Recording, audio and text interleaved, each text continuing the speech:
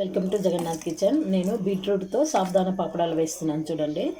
సాబ్దానాను తడిపి పెట్టుకున్నాను. ఈ విధంగా ఈ గ్లాస్తో 3 గ్లాసులు అండి.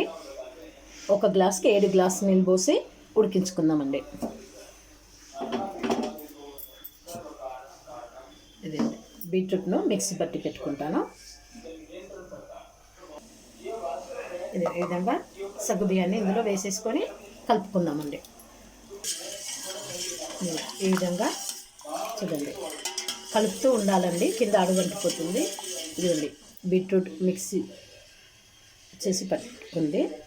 ఇప్పుడు ఇందులోకి కొంచెం కలుపుతున్నానండి.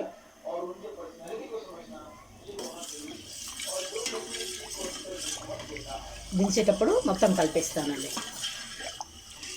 బీట్రూట్ మిక్సీ పట్టేటప్పుడు ఉప్పు వేసుకున్నానండి. ఇందులో నేను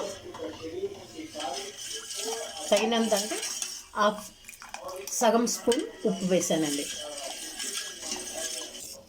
చూడండి ఈ విధంగా ఇంకొంచెం చిక్కబడిన తర్వాత గ్యాస్ను కట్టేసి చల్లారిన తర్వాత పాపడాలు వేసి చూపిస్తాను. కలర్ ఎంత బాగుంది కదండి, బీట్రూట్ కలర్. చూడండి చల్లారిపోయింది. ఈ విధంగా వేసుకున్నాను చూడండి.